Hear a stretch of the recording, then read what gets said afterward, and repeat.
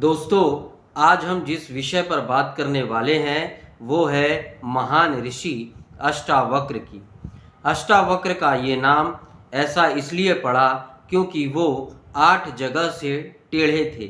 अष्टावक्र का जिक्र न केवल महाभारत में आया है बल्कि रामायण में भी उनका जिक्र आया है। और अगर आपने श्रीमद् भागवत गीता पढ़ी होगी तो वहाँ पर भी अष्टावक्र का जिक्र आया है। कई महान ऋषियों ने उनकी तारीफ़ें की है। यहाँ तक कि ओशो ने भी कहा है कि जो गीता अष्टावक्र ने जनक को सुनाई थी, जिसे अष्टावक्र गीता के नाम से जाना जाता है, वो गीता सीधी तरह से आपके पास में वो सारी धार्मिक बातें रखती है जिसका हमें अनुसरण करना चाहिए। तो चलिए दोस्तों, आगे बढ़ते हैं और अष्टावक्र की कहानी के बारे में जानते हैं। वीडियो में आगे बढ़ने से पहले मैं आपको ये कहना चाहूँगा कि अगर आप इस वीडियो पर या इस चैनल पर नए हैं तो हमारे चैनल को प्लीज़ सब्सक्राइब कर दीजिए। इसमें आपका तो कुछ नहीं जाएगा पर हमारा बहुत तरीक़ों से भला हो जाएगा। अगर आप चाहते हैं ऐसे वीडियोस आपके सामने आते रहे तो हमारे चैनल को ज़रूर सपोर्ट कीजिए। प्राचीन काल में एक महान ऋषि हुए जिनका नाम था ऋषि उद्दालक। वो अपने आश्रम में अपने शिष्यों को ज्ञान बांटा करते थे, वेदों से जो भी रिलेटेड थे। और उसी आश्रम में उनके एक प्रिय शिष्य हुए जिसका नाम था ऋषि कहोद। ऋषि कहोद ऋषि उद्दालक के बहुत ही प्रिय शिष्य थे और उन्होंने अपनी पुत्री सुजाता का विवाह अपने शिष्य कहोद से करवाया। ऋषि कहोद और सुजाता के पुत्र का नाम ही अष्टावक्र था।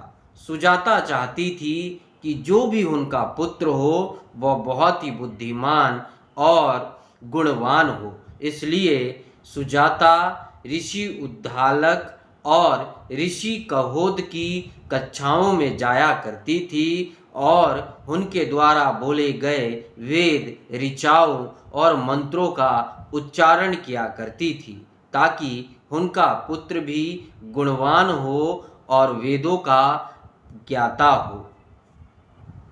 एक समय की बात है, सुजाता ऋषि कहोद की कक्षा में बैठी हुई थी और कहोद ऋषि एक छंद पढ़ रहे थे।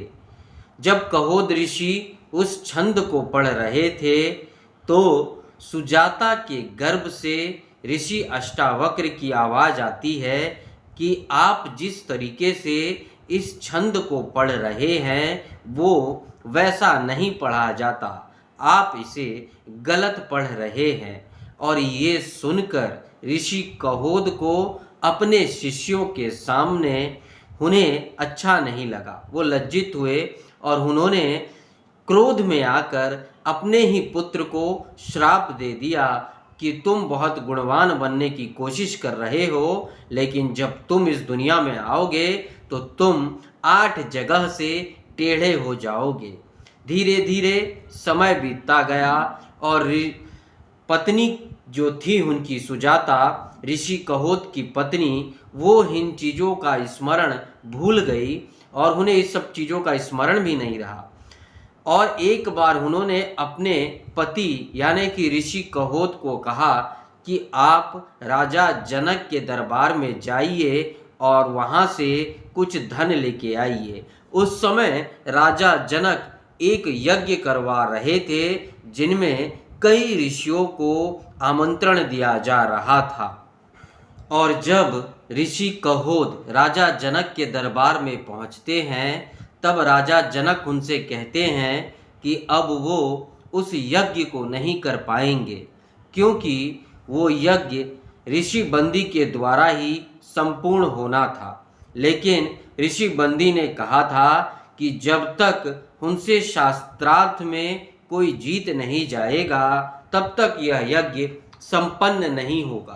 दोस्तों, उस समय ऋषियों के शास्त्रार्थ हुआ करते थे और गांव से, शहर से, विदेश से कई ऋषि आया करते थे और उनके बीच में एक डिबेट होता था और उसका निर्णय लिया जाता था कि कौन ज़्यादा ज्ञानी है, और हारने वाले को दंड के स्वरूप जेल दिया जाता था या फिर उसे मृत्यु दिया जाता था। तब राजा जनक ने ऋषि कहोद से कहा कि अगर आप ऋषि बंदी को शास्त्रार्थ में हरा देते हैं तो आपके द्वारा यह यज्ञ का समापन करवाया जाएगा। और ऋषि कहोद राजा जनक की इस बात को मान लेते हैं, परंतु ऋषि बंदी के साथ में शास्त्रार्थ करते हुए वो पराजित हो जाते हैं, जिसका नतीजा ये होता है कि ऋषि बंदी उनकी हत्या करवा देते हैं, जैसा कि वो अपने साथ पुराने सभी हारने वालों की मृत्यु करवा देते थे। यह समाचार जब सुजाता को पता चलता है, यानी कि महान ऋषि अष्टावक्र की माता को, तब वो बहुत दुखी होती है और इसी दुख और ग्लानि में वो अपने पुत्र ऋषि अष्टावक्र को जन्म देती है, जो कि पूर्व श्राप के अनुसार 8 जगह से टेढ़े पैदा होते हैं और बाद में जाकर वो अपने नाना ऋषि उद्दालक से अपनी शिक्षा प्राप्त करते हैं और केवल 12 वर्ष की आयु में ऋषि अष्टावक्र इतने ज्ञानी हो जाते हैं और कि उनसे नगर के सभी ऋषि पराजित होने लगते हैं और सभी ऋषि उनकी नाना प्रकार से उनके गुणों का, उनके चरित्र का प्रशंसा करना शुरू कर देते हैं। और एक रात जब ऋषि अष्टावक्र को अपने पिता की मृत्यु का पता चलता है तो वो ये निर्णय लेते हैं कि वो राजा जनक के दरबार में जाएंगे और वहाँ जाकर ऋषि बंदी को चुनौती देंगे। और जैसे ही ऋषि अष्टावक्र राजा जनक के दरबार में पहुँचते हैं, वहाँ मौजूद सभी ऋषियों को चुनौती देने के लिए, वैसे ही राजा जनक के दरबार के बाहर खड़े सैनिक सबसे पहले हंसना शुरू कर देते हैं।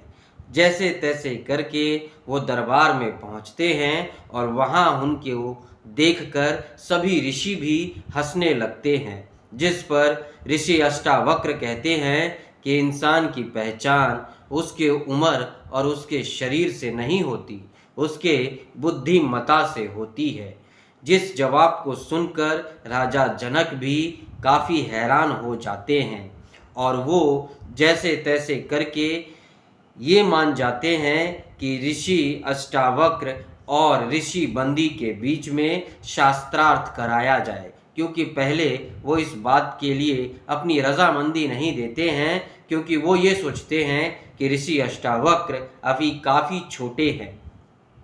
कुछ समय बीतता है और जल्दी ही ऋषि अष्टावक्र ऋषि बंदी को शास्त्रार्थ में पराजित कर देते हैं, जिस पर राजा जनक कहते हैं कि अब ऋषि बंदी को भी पानी में डुबोकर मार दिया जाए, जैसा कि ये पहले अपने साथ हारने वाले ऋषियों के साथ व्यवहार किया करते थे।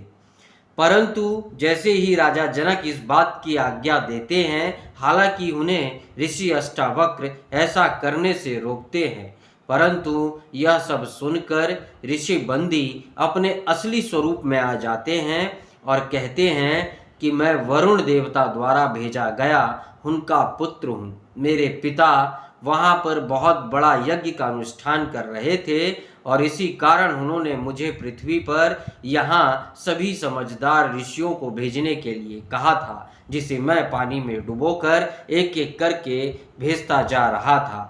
अब उनका यज्ञ पूर्ण हो गया है और आप सभी उस नदी की ओर जाइए, वहाँ जितने भी ऋषि गए थे वो सब जीवित होकर वापस आएंगे। सभी राजा जनक के साथ उस नदी की ओर बढ़ चलते हैं और वहाँ पर ऋषि अष्टावक्र के पिता ऋषि कहोद भी जल से बाहर निकलकर आ जाते हैं, जिस पर ऋषि बंदी कहते हैं कि ऋषि अष्टावक्र आप भी जाइए, पानी में डुबकी लगाइए और अपने पिता का आशीर्वाद प्राप्त कीजिए। जिसे पूरा करने के लिए ऋषि अष्टावक्र उस पानी में जाते हैं और जैसे ही वह उस पानी से निकलते हैं, उनका शरीर जो 8 जगह से टेढ़ा था वो ठीक हो जाता है और वो एक सुंदर बालक के रूप में उस नदी से बाहर आते हैं। तो दोस्तों, ये थी महान कथा ऋषि अष्टावक्र की। अगर आप ऋषि अष्टावक्र द्वारा गीता ज्ञान जो कि उन्होंने राजा जनक को दिया था सुनना चाहते हैं तो हमारे इस वीडियो में कमेंट कर ज़रूर बताइए। हम चाहेंगे कि अष्टावक्र गीता हम आप सबके सामने लाएं। इसलिए अगर आप हमें कमेंट करते हैं तो हम नेक्स्ट वीडियो अष्टावक्र गीता पे लेकर ज़रूर आएंगे।